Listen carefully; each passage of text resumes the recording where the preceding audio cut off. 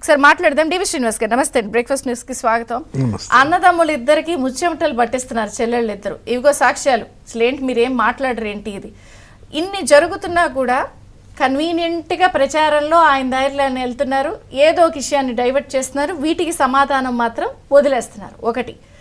రెండు, నిన్న ఇచ్చిన పవర్ పాయింట్ ప్రజెంటేషన్లో కూడా చాలా పక్కాగా ఆవిడ అన్ని విషయాల్ని ప్రజల ముందు ఉంచి న్యాయం కోరు. ఈసారి దాని ఇంపాక్ట్ ఎలా ఉంటుంది ఎలక్షన్స్లో? కంటే కూతురునే కనాలి అంతేనా? అంటే ఒక తండ్రిగా నిజంగా సునీత లాంటి కూతురుంటే బాగుండని అనిపిస్తోంది. ఒక అద్భుతమైన పోరాటం. మనం గతంలో చరిత్రలో చదువుకున్న 3 ఏళ్ల పసికందు దత్త బిడ్డని ఈపున కొంగున కట్టుకొని పోరాటం చేసిన ఝాన్సీ లక్ష్మీబాయి గుర్తొస్తోందన్నమాట. ఆంగ్ సాన్ సాకీ గుర్తొస్తోంది 15 ఏళ్ల గృహ నిర్బంధానికి వ్యతిరేకంగా. ఇరోం షర్మిల గుర్తొస్తోంది 15 ఏళ్ళు నిరాహార దీక్ష చేసినటువంటి. 5 ఏళ్లుగా పోరాటం చేస్తోంది తండ్రి హంతకులను పట్టించడం కోసం, తండ్రి హత్య కేసు నిగ్గుదేల్చడం కోసం. ఆ పట్టుదల, ఆ ధైర్యం, ఆ గట్స్, హ్యాట్స్ ఆఫ్ అన్నమాట. ఎందుకంటే ఇవాళ సునీత చెప్తోంది ఏంటి, నాది ఒంటరి పోరాటం. ఈ పోరాటంలో తను ప్రజా తీర్పు కోరింది. ఇప్పటిదాకా కోర్టుల తీర్పు కోసం వేచి చూసింది. ప్రజా తీర్పు కోరుతూ ప్రజల ముందు, మరి నేను ప్రజా తీర్పు కోరినప్పుడు ఈ నిజాలు ప్రజల ముందు బయట పెట్టాలి కాబట్టే వీటిని విడుదల చేశానంటోంది. స్పష్టంగా కనపడుతోంది. ఈ దృశ్యాలు చూసి కూడా దీన్ని గుండెపోటని ఎవరైనా అంటారా అని ప్రశ్నించింది. రక్తపు మడుగు విజువల్స్ అన్ని వేసి ఆ తల మీద గొడ్డలి, ఆ దెబ్బ చూసే ఉంటారు వీడియో. ఇది చూసి గుండెపోటని చెప్పినాడు ఎవరు? విజయసాయి రెడ్డి గారు. మరి అతన్ని ఎందుకు విచారించలేదు? సిబిఐకి అతన్ని విచారించే ధైర్యం లేదా? ఏ ఒత్తిడికి లోనే సిబిఐ ఇంతవరకు విజయసాయి రెడ్డిని ఎందుకని విచారించలేదు? ఏంటి ఎంపీ అయినంత మాత్రాన కొమ్ములు వచ్చేసినట్ట, లేకపోతే భయమా? ఎవరి ఒత్తిళ్ల మేరకు సిబిఐ విజయసాయి రెడ్డిని విచారించలేదు?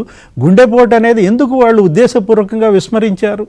ఇప్పుడు మన ముప్పాళ్ళ సుబ్బారావు గారు చెప్పినట్టుగా ఆ ఫోన్ కాల్స్ లిస్టు ఇదంతా చూసినట్లయితే కరెక్ట్గా హత్య జరిగిన ఆ సమయంలో, ఏది అర్ధరాత్రి, అలాగే ముందు రోజు ఆ ఉదయం 14 రాత్రి 8 గంటల నుంచి 16 ఉదయం దాకా A7 Bhaskar Reddy phone call switch off. ఆ తర్వాత అసలు ఫిబ్రవరి 15నే ఈ A2 ఈ ఉమాశంకర్ రెడ్డితో ఫోన్ కాల్స్. ఎవరు? అవినాష్ రెడ్డి. అతను ఆ ఫోన్ స్క్రిప్ట్ కూడా బయటకు వచ్చింది. నిన్న వీడియోలో చెప్పింది ఏమని, బావా నన్ను ఉండమంటావా, పొమ్మంటావా, నువ్వేమీ చెప్పటం లేదు, నాకు ఉండాలో పోవాలో అర్థం కావటం లేదు అంటే బావా బావా అనే అంత చనువు. ఏంటి, ఏం చేయాలో అర్థం కావటం లేదంటే ఏం చేయాలనుకున్నారు వీళ్ళు? అంటే ఈ హత్య ఇది ప్లాన్ ఇవాల్టిది కాదు. వివేకానంద రెడ్డిని చంపాలనేటటువంటి కాన్స్పిరసీ, ఇది కాన్స్పిరసీ ఒకటి కాదు. ఈ గ్రేటర్ కాన్స్పిరసీ 1 అనేది వివేక హత్య అయితే, కిరాతక హత్య అయితే, గ్రేటర్ కాన్స్పిరసీ 2 ఏది? గుండెపోటుగా చిత్రించటం, ప్రజల్ని నమ్మించటం, రాష్ట్ర వ్యాప్తంగా దాన్ని ప్రచారాస్త్రంగా మలిచి ఓట్లు ఎంచుకుని ముఖ్యమంత్రి కావటం అనేది ఒక హిడెన్ ఎజెండా. గ్రేటర్ కాన్స్పిరసీ 2 అన్నమాట. దాన్ని టీడీపీ పైకి నెట్టడం గ్రేటర్ కాన్స్పిరసీ 3. ఎన్ని మహా కుట్రలు ఇందులో దాగి ఉన్నాయంటే, అంటే వివేకానంద రెడ్డి హత్య కేసు అనేది రాష్ట్ర వ్యాప్తంగా ప్రజల్ని నమ్మించింది, ప్రజల తీర్పుని వక్రీకరించింది. దానివల్ల జరిగింది రాష్ట్రం నష్టపోయింది. 5 ఏళ్ళు రాష్ట్రం అధోగతి పాలైంది. గెలవాల్సినటువంటి తెలుగుదేశం ఓడిపోయింది. నిలబడాల్సినటువంటి అమరావతి, నిలబడాల్సినటువంటి పోలవరం కుదేలైపోయాయి. మొత్తం రాష్ట్రం ఇవాళ ఆంధ్రప్రదేశ్ దేశంలోనే అధోగతి పాలు కావటానికి ఆ రోజు వచ్చిన ప్రజా తీర్పు, ఆ ప్రజా తీర్పుకు కారణమైనటువంటి ఈ వివేకానంద రెడ్డి హత్య కేసు, దాన్ని వక్రీకరణ. సాక్షిలో దీన్ని గుండెపోటుగా ఎవరు ప్రసారం చేయమన్నారు? ఆ కడప సాక్షి రిపోర్టర్ నిన్న సునీత కూడా చెప్పింది, ఆ బాలకృష్ణ అతని నేమ్. ఎవరు బాలకృష్ణకి అది గుండెపోటు అని చెప్పి ఇవ్వమన్నారు? ఇప్పుడు 7 గంటల న్యూస్లో మీరు గుండెపోటు అని ఇచ్చారు, 9 గంటల ప్రసారంలో అదే కొనసాగించారు, 10 గంటల 5 నిమిషాలకు విజయసాయి రెడ్డి అదే చెప్పారు. ఇదేంటి? హత్య ఎప్పుడు జరిగింది? 2 దగ్గర నుంచి 3 దాకా కిరాతక హత్య వివేకానంద రెడ్డి ఇంట్లో జరుగుతోంది. గొడ్డలి వేట్లు పడుతున్నాయి 2 to 3 అన్నమాట. ఆ సమయంలో ఫోన్ కాల్స్ గంగిరెడ్డికి అవినాష్ రెడ్డికి మధ్య.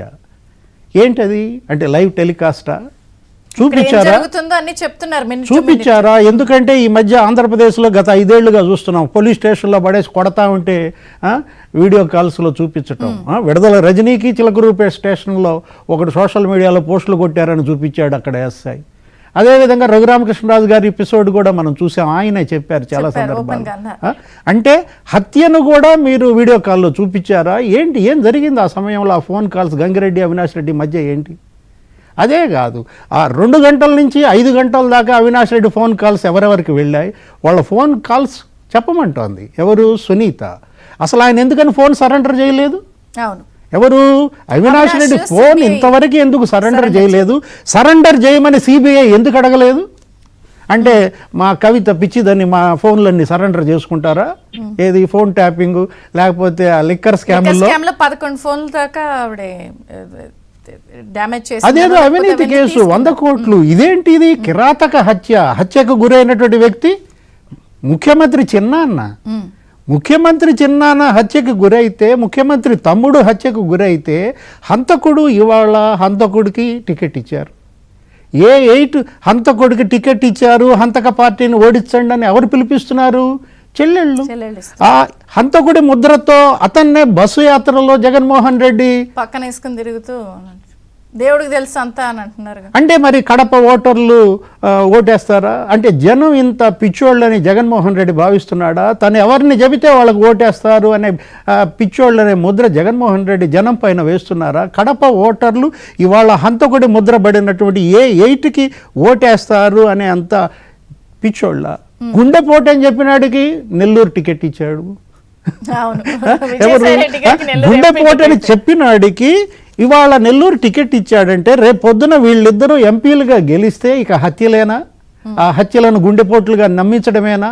ఏం చెయ్యాలి కడప ఓటర్లు? ఏం చెయ్యాలి నెల్లూరు ఓటర్లు? ఉండగానే ఇంత ఫ్యాబ్రికేట్ చేసినప్పుడు అధికారం వస్తే ఇంకేమైనా చేయగలుగుతారు. రేపు పొద్దున వివేకానంద రెడ్డి నెల్లూరు ఎంపీ అయితే ఇంకెన్ని హత్యలు గుండెపోటని అంటాడో? రేపు పొద్దున అవినాష్ రెడ్డి ఎంపీ అయితే ఇంకెన్ని హత్యల ఆధారాలు అమాయకంగా చూస్తూ నిలబడతాడో చెప్పేస్తుంటే. శ్రీనివాస్ గారు ఒక పాయింట్ చెప్పండి. ఇంత సూటిగా షర్మిల గారు సునీత గారు అడుగుతున్నారు, దానికి అవినాష్ ఎక్కడా సమాధానం చెప్పిన పరిస్థితి కనిపించదు. ఏది పేరు పెట్టండి, నేనేంటో మీకు తెలుసు అని అంటూ ఉండి సింపుల్గా వదిలేస్తూ ఉంటారు, కానీ నేను ఎక్కడ చేయలేదని అనరు.